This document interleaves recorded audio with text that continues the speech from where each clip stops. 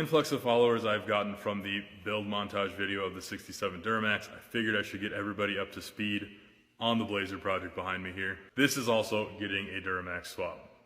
So this thing pops up for $2,500 and it's a first gen Blazer, so you don't ask questions. You basically just buy it sight unseen and bring it home. When I bought it, you couldn't open up the driver's doors. It was obviously rusted out and looked terrible when I picked it up. But the more I dug into it, the more surprises I found. The first big surprise I had was when I managed to pry the driver's door open and the entire thing just kind of bowed, the body did. There was over an inch of body filler on it in some spots. The quarter panels were the worst of it. They actually took and shoved aluminum foil into the rust holes on the over the wheel arches and filled that up with body filler on top of that and then painted it. There was 2 sets of rust repairs done to this thing at one point because there was a set of rockers that were welded in and rotted out, and then they just but drywall screwed another set of rockers over top of that.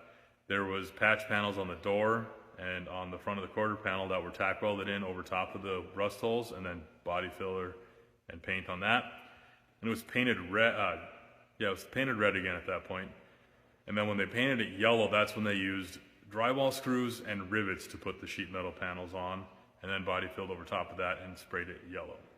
So after uncovering all the surprises, I started chopping everything away, and I basically got to a point where I just had a windshield frame left, and I started rebuilding from there. I started with the cowl area, rebuilt all that, put a custom firewall in because I'm going to run vintage air, so I shaved everything.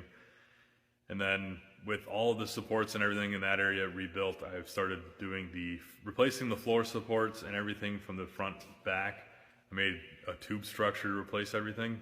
And after getting that completed, I started working on the quarter panel. So for quarter panels, I couldn't find them in stock anywhere when I was looking.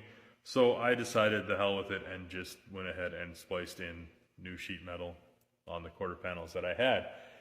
And by new, I mean recycled sheet metal, because I found a pickup box that somebody tried to take from a long box and turn into a short box and butchered it. And I got it for free because the body shop was just going to scrap it. And I cut the patch panels out of that, welded them in. That was a fun process. That's the first time I'd ever done any of that kind of stuff with a TIG welder. So that was a fun learning curve. And then on the driver's side, I also shaved the gas cap and moved all that stuff into the taillight. So I have a hidden fuel cap behind the tail. All right, so the rust repair on the Blazer continues. I'm now working on the driver's side. The passenger side, I'm waiting for the rust converter to do its thing, and then I can weld that back together. But anyways, we're doing some custom work on here since we got this blown apart. This is a mod that I wanted very badly on the 67, but because of the raised bed floor, it just wasn't going to work. But we're going to be hiding the fuel filler behind the taillight on this one. Just about got this finished up. Still got to cap the end off on this so that it will brace it up and not wobble as much. But yeah, general idea is completed. Alright guys, so I've been working on the hidden fuel cap system for the Blazer tonight, and I have made a ton of progress, and I figured I should probably update you guys before I have to go ahead and rip all of this out to clean it up. So first off, you can see I capped off that bracket I made in the last update, and nice and solid now.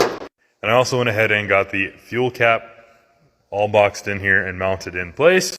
Alright, so this whole closeout panel here for mounting the fuel cap and then hiding the fuel hose coming out to the tank is all just tacked together right now, and that's what I have to rip this all apart for, because I'm going to weld it from the back side of all this so that I can clean it up nicely. And then the inside, I'm probably just going to run a bead of seam sealer along every joint and then paint it so that it's all nice and clean. Alright, so if we open the taillight here, we can see the panel. It still needs a little bit of work. I have to recess it for the bolt hole for the tailgate hinge, but other than that, this is pretty much what it's going to look like on the inside. Got plenty of room to get my hands in there, unscrew this.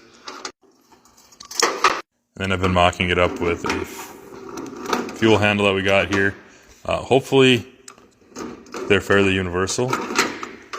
So this still comes out just like it would from the factory. It's a little tight.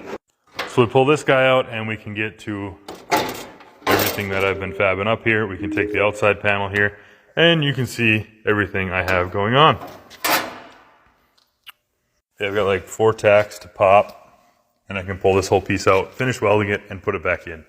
And I think I should be able to slide it in with the outside piece welded on as well, which would be really nice because then I can seam seal it while it's out and paint the inside. Bro, you seem really upset about my use of the Power Tech, I think is what the brand of these are, that I got for 40 bucks. So I guess since they're such shitty quality hammers today, I'm gonna not use them.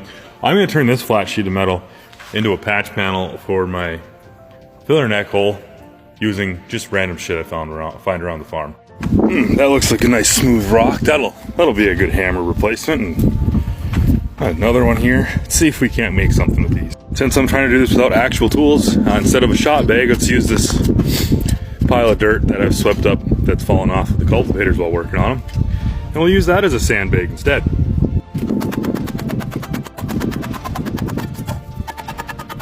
That's kind of giving us some shape there. Alright, so we're getting kind of close. Got to get a little more curve in this thing, but nothing we can't handle with our fancy rocks here. Pretty close on that, but I need a little bit of a radius in this.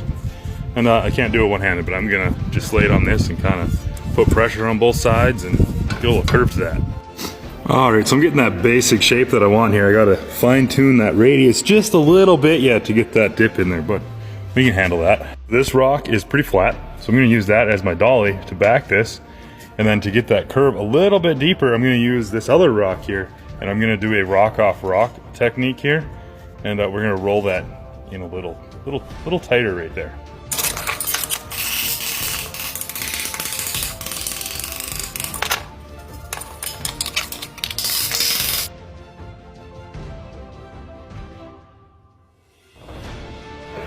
So there you have it. Done with just nothing but your basic rocks and some dirt. Ah shit, it is a snap-on rock, you were right. Well, we got a bunch of rain last night, so there's no field work going on, so I decided to come work on the Blazer, and today I'm shaving the fuel cap. And yes, I'm using the panel that I made with 2 rocks and a pile of dirt in a previous video. So the first thing I did was went ahead and cut out the lip on the body panel here, and I did that because if you don't, it's such a pain in the butt to body work it if you weld directly to that rolled edge. It's also a very convenient stencil to use to trace onto your patch panel and get that fitted up just right. And with that cut out, I went ahead and fine-tuned everything with the sandbag and plastic hammers, as well as the hammer and dolly. So no, it's not completely formed by rocks and a pile of dirt, but it's pretty close. Then yeah, I just got it welded in there, ground it down, did some fine-tuning, and here is the final product. That basically gets you all caught up on the Blazer project. Hopefully I start making more progress on it. We just finished harvest the other day. I now have inner and outer rockers on the passenger side. Everything back here has been mocked up and tacked into place, ready to be welded in because everything fits the way I want it. My issue on the passenger side with the wheel not clearing is actually because the U-bolts are rotted off over there and has shifted the axle over to the driver's side some. So it should clear just fine with the factory sized wheel tub. I started mocking up the front seats. I'm using the seats from that 03 donor. I'm just going to refoam them and recover them. But to mount them, I'm going to lop off the factory mounts and just mount the rail directly to these bars. And that's why I started putting the rocker panels in, because I need to make this come down and connect to the inner rocker. The rear bar will connect to the rocker, and then the front bar is just going to come off of here, put a 90 in it, go around, do another 90, and connect it to the bar on the other side. Fitting up the rocker on this side has been a lot of fun because this didn't fit at all. I had to pie cut it, add material on the top here, pie cut it, and add material down there as well, just to get the quarter panel lined up with it. Once I have the rockers and seat bars done, I'm going to start mocking up the engine. So JDM Blazer update, the JDM engine does not fit. I kind of figured the small block Chevy cross members on this thing were going to be an issue when trying to cram this big Duramax engine in here. However, luckily they just bolt in. So we'll just unbolt those, shove this in, and make new ones. But before I do that, I'm going to weld a brace across the front to keep everything in line. So after some issues, we finally have this thing sitting down in there. The first thing I had to solve was it not fitting with the cross member, which was just a few bolts. We pulled that. But I was originally trying to set this in here with just chains on here, and everything was just out of whack. And so I made this fancy engine leveling system out of some scrap metal that I had. It works great. So with that, I was able to finesse the engine into place. Right now it's shifted to the passenger side a little bit, so I got to get it repositioned before I finalize the engine mount. Chopped out more of what little remained of my floor here to fit the trans in here. With how it's sitting right now, I have 1.2 degrees on the transmission output here. But unfortunately, the oil pan is gonna have some clearance issues, so we're gonna have to modify that. A little more finessing and I can start making motor mounts for this thing. Someday I really want a CNC plasma table, but until then, we're hand cutting stuff with a torch and turning it into that. Engine's back out. I have motor mounts welded in, and I'm about ready to shove it back in. I built these with the aid of nothing but the finest in templating material. These should be nice and strong. They're welded all the way around, and then I boxed it inside there, and then plated it top and bottom. Left it open a little bit on the bottom so that anything that gets in there can drain out. And then I got these all welded up and ready to go. Well, it's back in, and I think you can tell by all the sweat and the fact that there's a beer in my hand that that was not fun. Turns out when you're mocking up those tabs on the engine mount there, you should probably put a little bit of a spacer in there, because I just set the bushings in there and used that to set it. Absolute nightmare. I ended up shaving a little bit off of the bushings to get it to fit, but we're good to go now. And if you notice, I did end up leaving it offset about an inch to the passenger side, and that's mainly because of the oil filter clearance. I just figured it would be easier to notch the lower oil pan than mess with the oil cooler. So after getting the engine mounts finalized, I have turned my attentions back to getting the floor structure done. Got my seat bars bent up and mocked up in place. The back one is welded in except for the rocker panel. I still have to make some brackets to attach it to that. And then the front one is just tacked in place. Didn't quite clear the Allison, so we had to make this notch in. Back part does clear the output on the transfer case. I had it mocked up in here, balanced on one of them and held in with the engine stand to kind of get a general idea of where it would be. I do have an advanced adapter kit for it. However, when I opened the box, I found out it's for a 6L80, so I got to get that switched around. So until I get the adapter to ensure that everything is going to clear the back bar, I'm not going to do anything with the floor from here back for now, just in case I have to make a modification in the middle. So, funny story, I didn't even know what rocker boxes were when I started working on this thing, because they were almost completely rusted out.